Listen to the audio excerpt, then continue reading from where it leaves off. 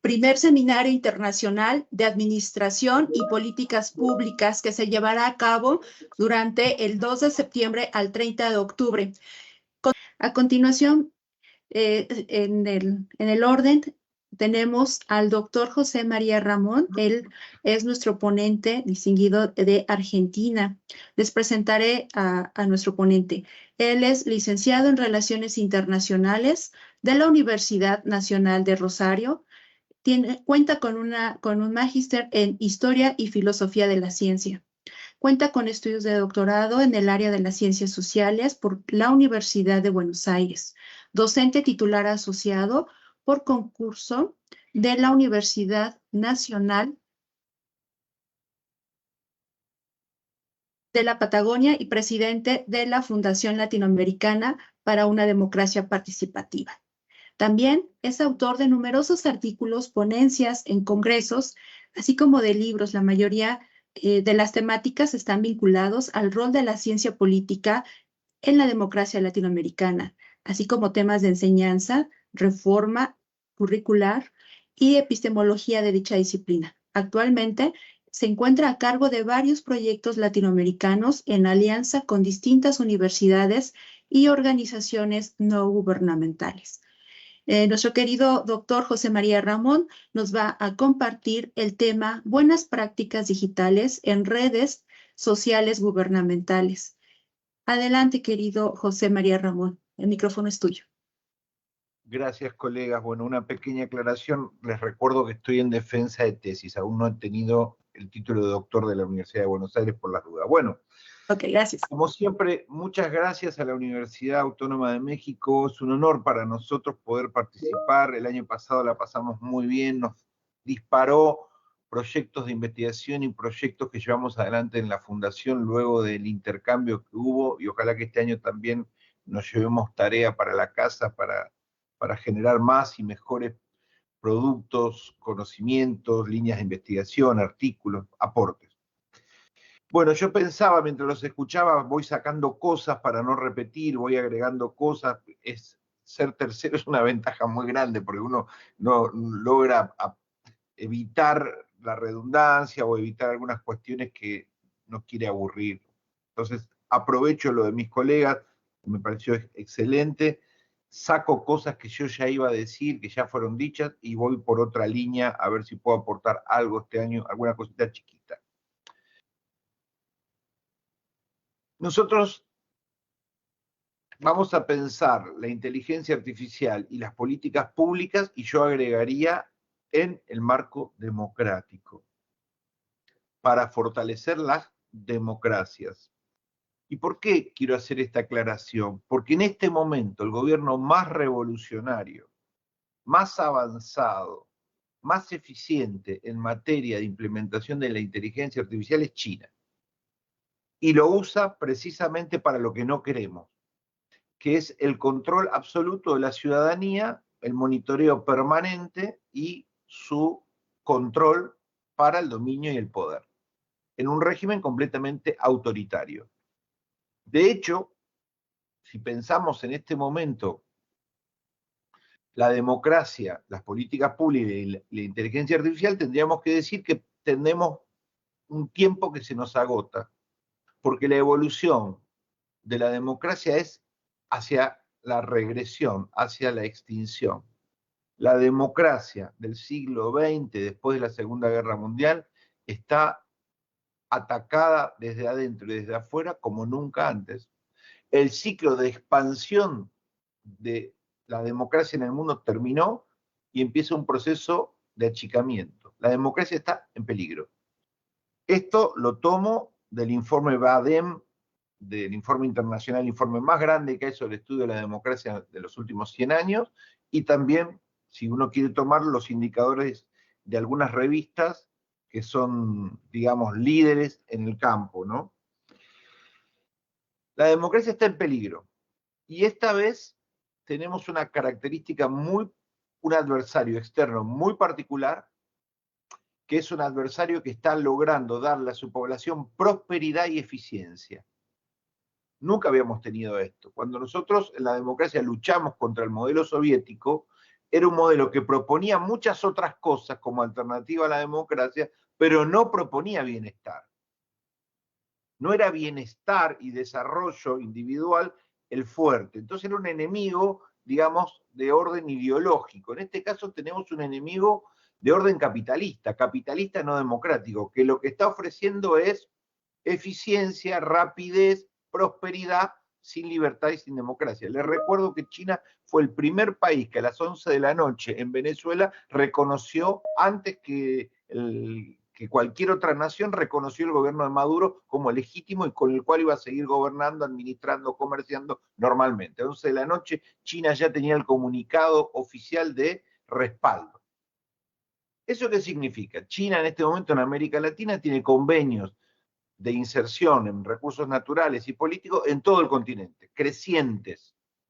O sea, su influencia crece. Primer punto. La democracia está en peligro. Primera idea. Si nosotros no usamos la inteligencia artificial al servicio de las administraciones públicas, los enemigos internos de los que voy a hablar un minuto nada más ahora van a seguir creciendo.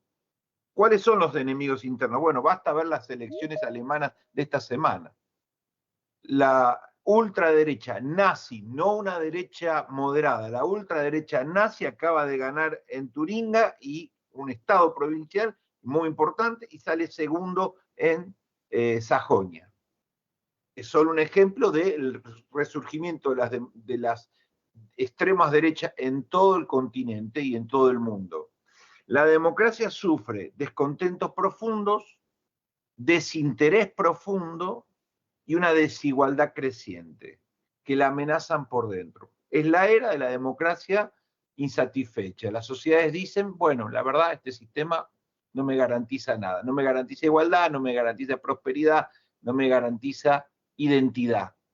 Los estudios últimos dicen que el problema de la identidad es uno de los principales problemas de las democracias occidentales. ¿Por qué? Porque ya no hablamos el idioma nacional, porque ya no somos solo blancos o solo negros, porque ya no somos solo católicos o solo la inmigración, la mezcla, la fragmentación, el individualismo, no nos permite tener claro qué somos y una serie de temas que no vienen al panel de hoy, pero que ponen a la democracia en jaque desde adentro.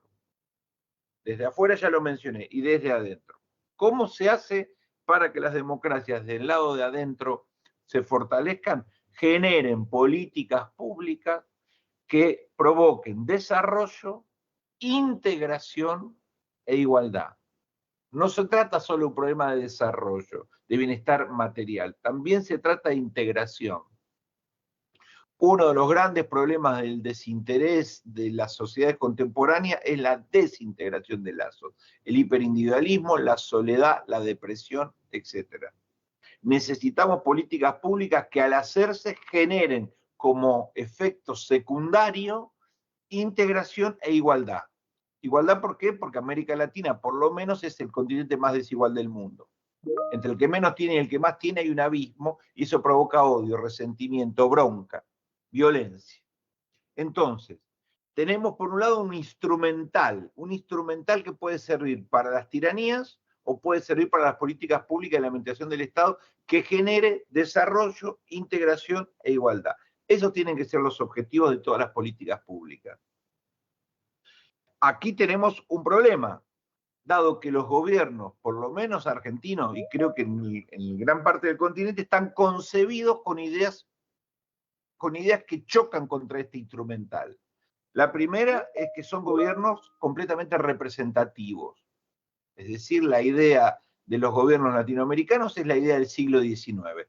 Como tenemos problemas operativos para organizar las sociedades, hay que elegir representantes que hagan la tarea.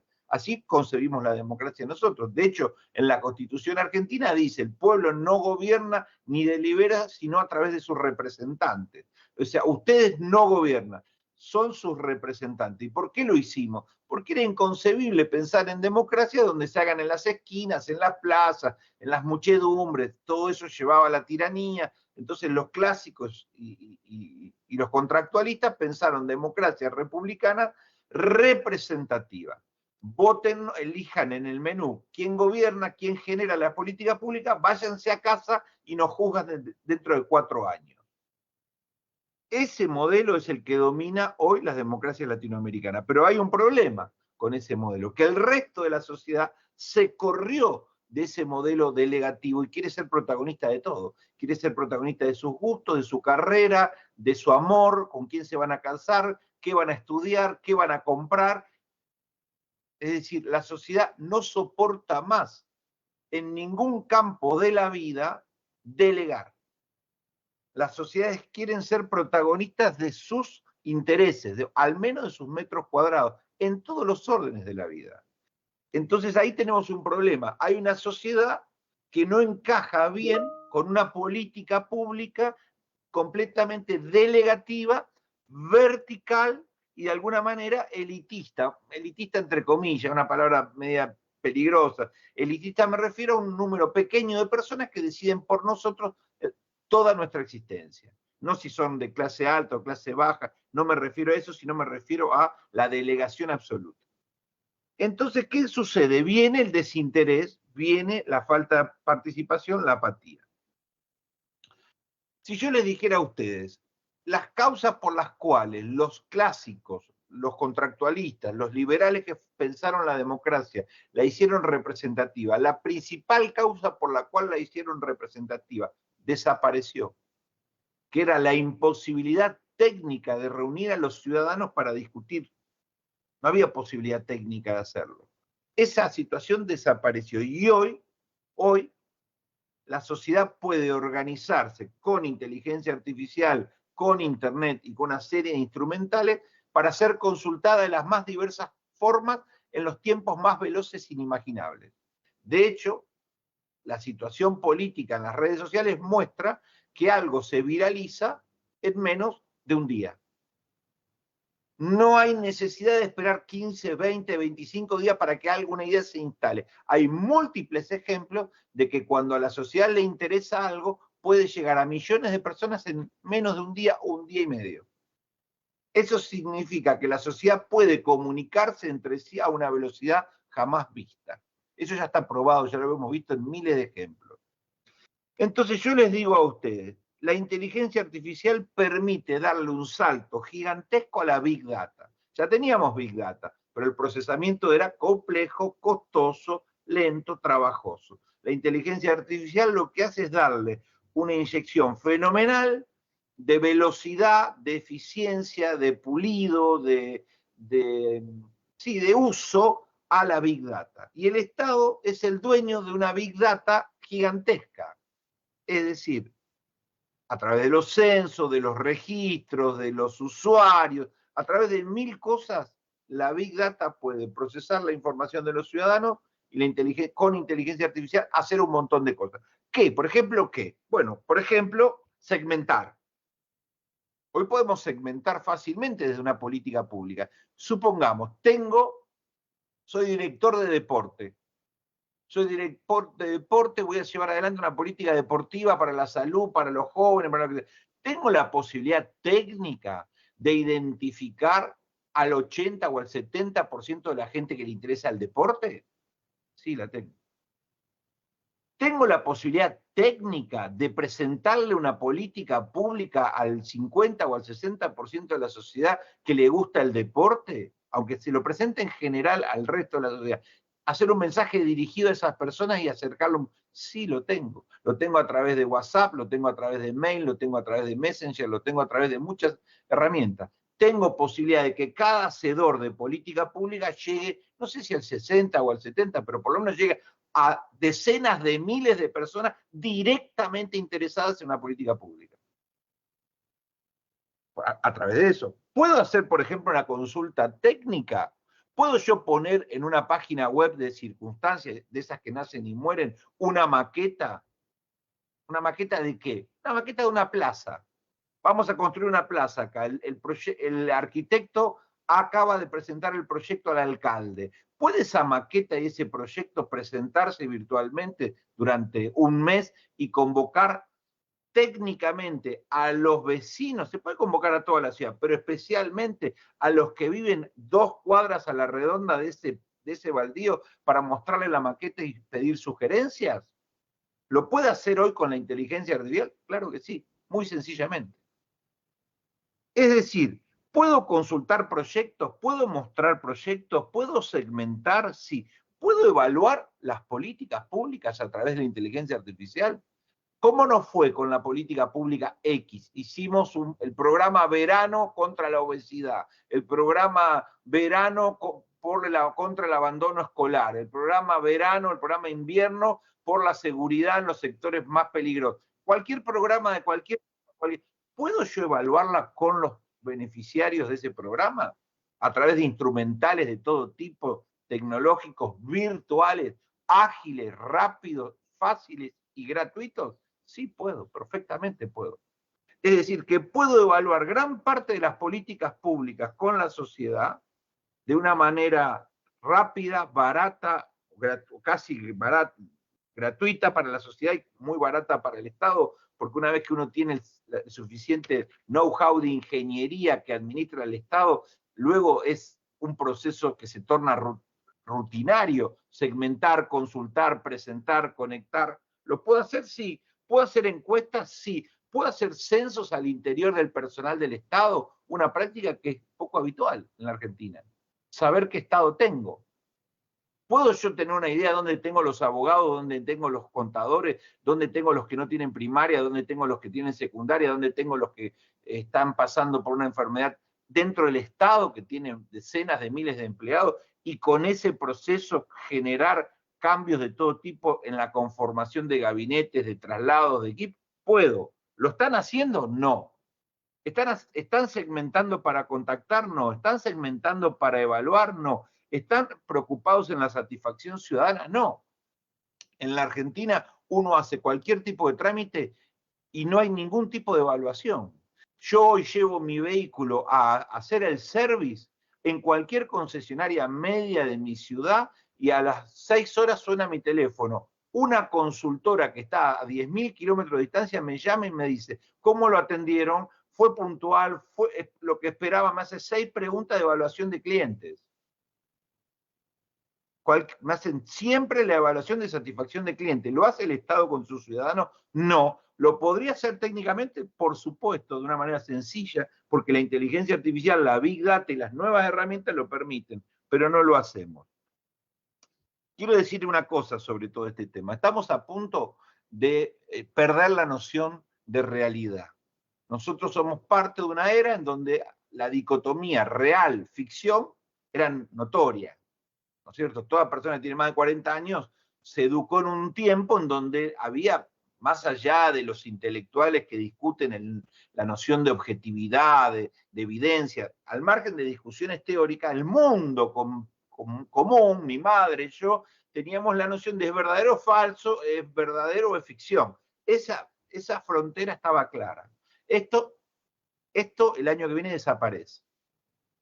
Desaparece completamente porque ya todas las pruebas de simulación de noticias falsas, de transformación de la realidad en ficción, de creación de videos sobre la realidad que son ficcionales, entre ellos avatar indistinguibles de una persona humana, entre ellos hacerle decir al presidente, al gobernador, al ministro de Economía lo que yo quiero y transformar esa técnica en completamente indistinguible si es él o no es él, están a la mano en 6 meses para el gran público, etc. Estamos frente al final de esa frontera donde cualquiera con 2 programitas y $10 por mes va a poder inventar algo que no vamos a poder distinguir entre verdadero y falso. Una nueva era en la comunicación, que esto va a impactar de una manera impresionante en la noticia gubernamental. El gobernador dijo, se anunció que se presentará esto, se inauguró tal otra cosa, y aparecerá un nuevo mundo en donde, ¿qué vamos a hacer nosotros frente al hecho de que se borra lo real y lo ficcional? Lo que vamos a hacer es defendernos. ¿Y qué significa defendernos? No creer en nada. Todo es falso. Por las dudas yo me defiendo para no caer en lo ingenuo, para no caer en la propaganda, y eso va a hacer que la comunicación gubernamental se transforma en un desafío gigantesco, adentro de las redes, afuera de las redes, adentro del WhatsApp. Se va a hacer un desafío gigantesco porque la noticia ya no es confiable. Segundo, si nosotros pensamos en la sociedad que tenemos, la noticia vertical, ciudadano pasivo, gobierno activo, es obsoleta. ¿No ven lo que están haciendo los gobiernos en toda América Latina? Insiste, y sí, inauguramos, un bombardeo permanente, satisfacción ciudadana, 15%, 9%. Y esa idea de propaganda permanente a mansalva, 4, 5, 6 noticias diarias durante todo el año en todos los medios para decir qué buen gobierno que tenemos, es obsoleta. Sus resultados son nulos. O no nulos, pero pésimos. Entonces tenemos una publicidad y una comunicación de políticas públicas vertical, basada en la repetición y en la propaganda, basada en la idea de que la noticia del gobierno es verdadera. Todo eso está en una crisis significativa. Para terminar esta parte y ver si tengo tiempo para mostrar algunos de los estudios que estamos haciendo, quiero decirles que si nosotros no logramos una comunicación de políticas públicas que incluya, como dije, desarrollo, integración e igualdad, pero a la vez y en simultáneo, interacción, estamos perdidos en materia de legitimación del Estado y de legitimación de las políticas. ¿Qué observamos para esto? ¿Qué dificultades observamos? Ahí hablaban de lo dificultoso de implementarlo en España, en todo el mundo. Acá observamos distintos temas, distintos planos en la dificultad, ¿no? Las políticas públicas, la inteligencia artificial para el desarrollo, la integración y la igualdad. La primera cuestión es de orden doméstico, menor, que tiene que ver con la dirigencia política que tenemos. La dirigencia política que tenemos en general, cuando uno le pone el reflector encima, da ganas de llorar. Entonces, ¿qué hay que hacer? Hay que maquillar, ponerle niebla, simular, minimizar. Entonces, lo que hacemos es no mostrar. Es no mostrar. La primera estrategia que tienen los legisladores que nosotros estudiamos, ya hemos estudiado una serie muy larga de por qué los legisladores, por ejemplo, una cosa que pasó en la Argentina en gran parte de los estados. En plena pandemia, con la incomunicación como estrategia, como situación dominante, los legisladores siguieron funcionando. La gran mayoría no operaba de las redes sociales. ¿Y por qué no opera desde las redes sociales? Porque operar desde las redes sociales, si salimos del modelo de propaganda, implica mostrarse. ¿Qué tenés para decir? ¿Qué proyectos tenés? ¿Qué ideas tenés? ¿Qué apoyás? ¿Qué no apoyás? ¿Qué presentaste? ¿Qué no presentaste? Te expone. Te expone ante un público de lo más diverso, donde hay ingenieros, puteadores, violentos, pacifistas, seguidores, enemigos. Te expone frente a un mundo inmensamente incontrolable que te genera una enorme vulnerabilidad, una enorme debilidad. Entonces, ¿qué hacemos? Nos defendemos, cerramos las redes sociales. Por un lado tenemos el problema de la debilidad intelectual de la dirigencia política, por lo menos en la Argentina, en donde la formación, la experiencia, lo ilustrado de los dirigentes políticos está en extinción. Diría que el 50% de nuestros legisladores no tiene título universitario.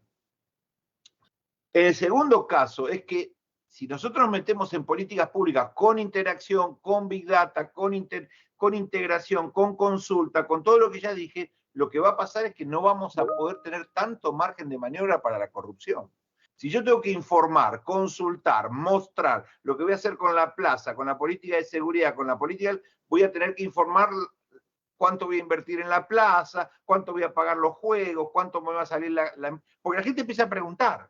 ¿Y esto cuánto lo van a pagar? ¿Y esto a quién se lo contrata? Y la gente empieza a preguntar. Y si empieza a preguntar, los márgenes para engañar, para mentir y para robar se derrumban. Entonces, tenemos dos problemas significativos para que las políticas públicas incorporen inteligencia artificial para la integración, para la igualdad, para la transparencia. El primero es la corrupción. Estos fenómenos desnudan, muestran, transparentan. Es un grave problema. Y el segundo es la mediocridad, el miedo a no saber, el miedo a quedar en evidencia. Y yo creo que lo que nosotros debiéramos pensar es que lo que nosotros queremos no son legisladores sábelo todo. Son legisladores que puedan representar y con ellos articular, escuchar, recoger, consultar a una sociedad que siempre va a tener en el campo de la sociedad alguien más capacitado que ese legislador. Porque en esa sociedad hay ingenieros de toda experiencia, abogados de todo. Siempre va a haber alguien que sabe más y que en un comentario, en una pregunta, denota a un legislador y lo pone en un lugar de debilidad cognitiva.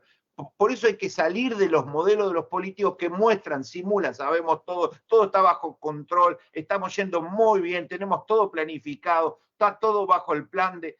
Toda esa simulación absolutamente banal, mentirosa y de patas cortas, hay que correrla porque queremos escuchar, queremos construir, queremos consultar, queremos con lo que tenemos hacer con ustedes para ir a otro modelo de política pública, para ir a una pública defensora de la democracia, usando la inteligencia artificial no solo para abaratar costos o acelerar trámites, que está muy bien, acá se mencionó, por eso yo no lo menciono, tenía algo para decir, no lo quiero decir.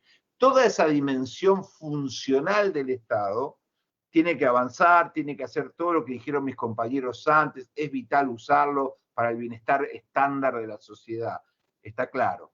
Pero por otro lado necesitamos una inteligencia artificial para políticas públicas que recuperen el sentido de pertenencia, de democracia, de integración y de igualdad. Si no hacemos eso, va a pasar lo que pasa en mi comunidad, en las comunidades que estudiamos. La sociedad se organiza, comercia, tiene amigos en el extranjero, arma grupos de WhatsApp, grupos de Messenger, grupos, y el Estado municipal hace todo en papel. Como que queda 200 siglos afuera, la sociedad lo pasó por arriba, hace todo tipo de actividad usando las nuevas tecnologías y el Estado municipal te hace hacer una cola para sacar un carnet. Es decir, queda como una isla obsoleta, vieja, totalmente despreciable para la sociedad. Porque cuando uno aprende por Mercado Libre, por cualquier otro sistema, que puede tener una PC como a usted le gusta, en 70 horas, traída de la otra punta del mundo, a mitad de precio, va al municipio y va con esa cabeza. Esa es la cabeza de cómo deben funcionar las cosas. Y cuando llega a la alcaldía le dicen, no, venga, tiene un turno para el mes que viene para traer la fotocopia del DNI. Y dice, pero ¿qué planeta vive esta gente? Y ahí viene el rechazo, el desprecio, la crisis de legitimidad, todo lo que le provoca al ciudadano la política pública obsoleta, la política pública en papel, pero eso no voy a ahondar porque mis compañeros ya lo expresaron. Yo lo que quería decirles es esto. Tenemos 2 proyectos de investigación, seguimiento de legisladores y seguimiento de municipalidades en América Latina. 100 ciudades son las que seguimos desde México para acá, entre 80.000 habitantes y 200.000 habitantes. Ciudades medias, ¿qué les está pasando con las transformaciones digitales, con el gobierno abierto, con distintas variables que después, si hay espacio, podrían mostrarle algunos instrumentos de recolección de datos y cómo los llevamos? Estamos sacando el segundo informe, el primero lo sacamos en el 2022, vamos a ver qué nos da. Pero está muy claro que el que más lento va es el Estado. Frente a la sociedad, frente a las empresas, frente a lo global. Gracias. Muchas gracias, maestro José María. Vamos a iniciar con las preguntas. Ya tenemos algunas preguntas elaboradas por parte de nuestro auditorio. Tenemos preguntas para el doctor Rodrigo Sandoval.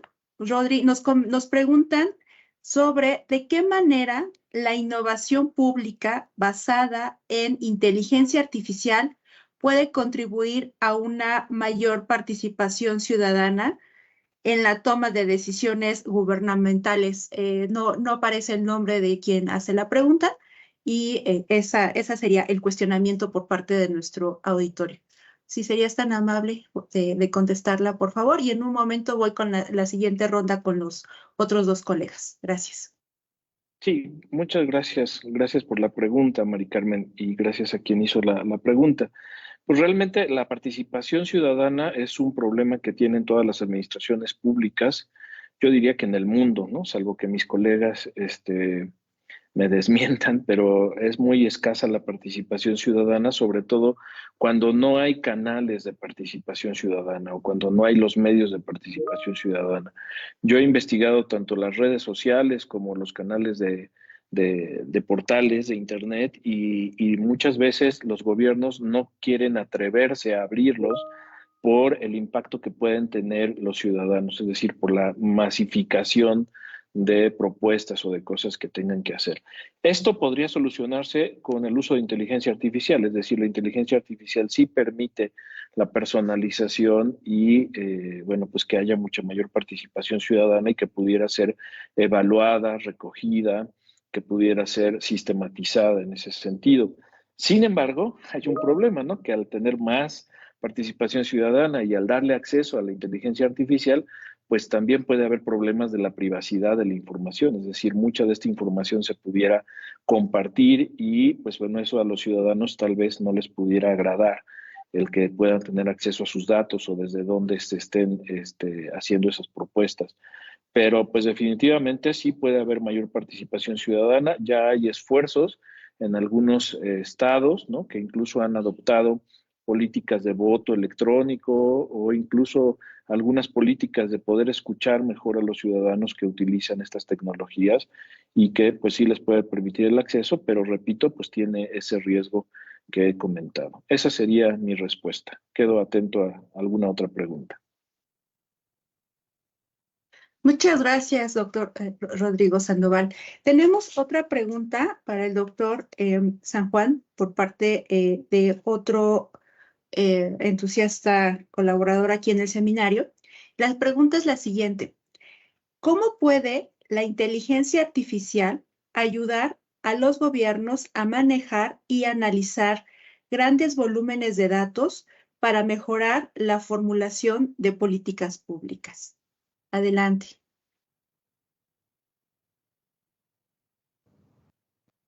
Muchas gracias a la persona que ha planteado la cuestión y Mari Carmen, esa es la pregunta, gracias por transmitirla. Y el tema de los volúmenes de datos es importante en ese sentido.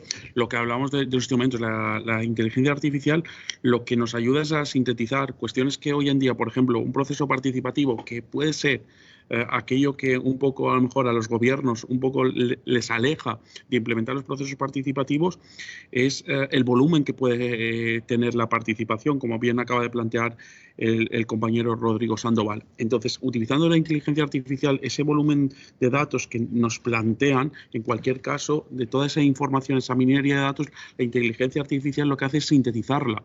Y eso nos permite adoptar de forma mejor la decisión pública. Bien, y es lo que teníamos que comentar. Y eso es viable para cualquier tipo de política pública. Al final, todas las políticas públicas, si la preguntáramos a toda la ciudadanía, pues esas múltiples aristas que comentábamos al inicio serían cada una de ellas. Pero lo que hace la inteligencia artificial es sintetizar las posibles soluciones que puedan existir. Y obviamente ahí sí que tiene que haber una intervención por parte del técnico o el responsable público, bien, que será el último que tiene que adoptar la decisión pública. La decisión pública no la tiene que adoptar la inteligencia artificial.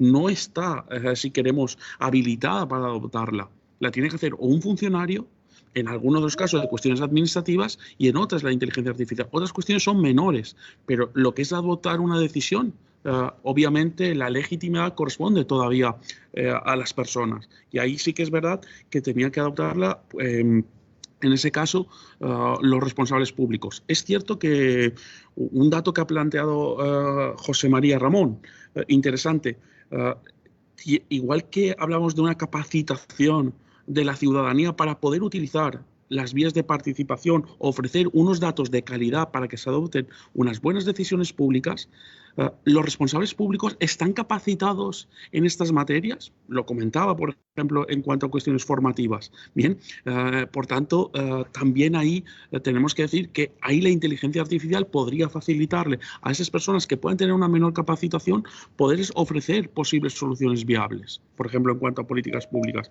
En ese caso, por ejemplo, el tema de la inteligencia artificial en cuanto a las decisiones públicas, mírenlo en el ámbito sanitario. Si hoy en día nosotros lo aplicamos en el ámbito sanitario que nos tiene la vida en juego, ¿cómo no lo vamos a hacer en otros ámbitos? Bien, estaríamos prescindiendo, si queremos, de un instrumento. Y en este caso, pero siempre la última palabra tiene que ser indiscutiblemente de las personas.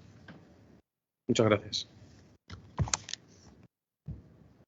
Muchas gracias, doctor San Juan. Tenemos otra pregunta para el maestro José María Ramón.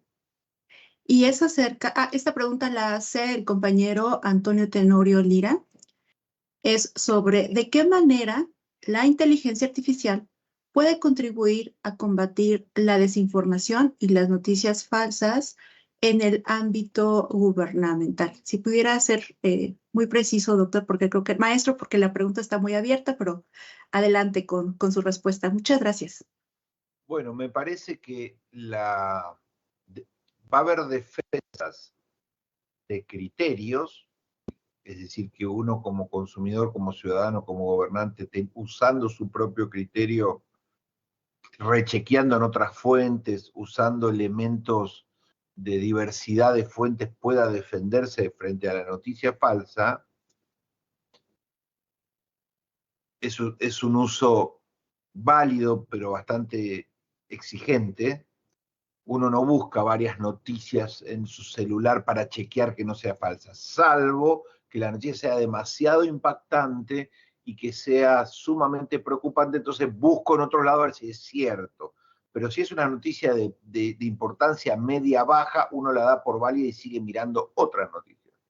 Pero en el campo tecnológico van a venir varias soluciones que se están trabajando para que las noticias generadas por inteligencia artificial tengan marcas o formas o, yo diría, marcas o señales que dicen esta es una noticia creada por inteligencia artificial.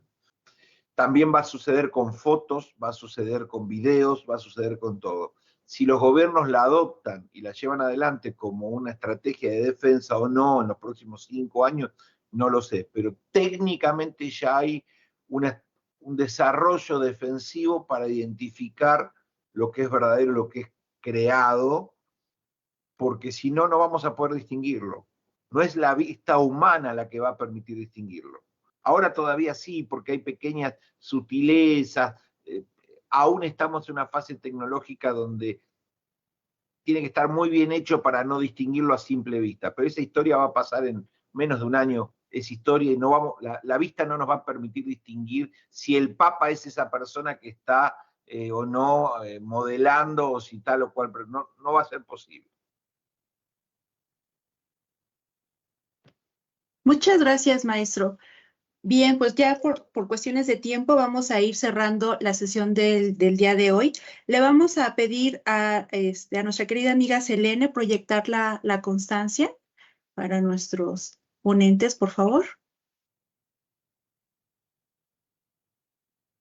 En lo que sale la presentación, les comentamos que estaremos compartiendo con nuestros ponentes las preguntas y reflexiones que generaron entre nuestra audiencia del día de hoy. Muchas gracias. Ya comparto ahora a modo simbólico la constancia que se va a entregar a ustedes por mail a los participantes de hoy. Hago lectura.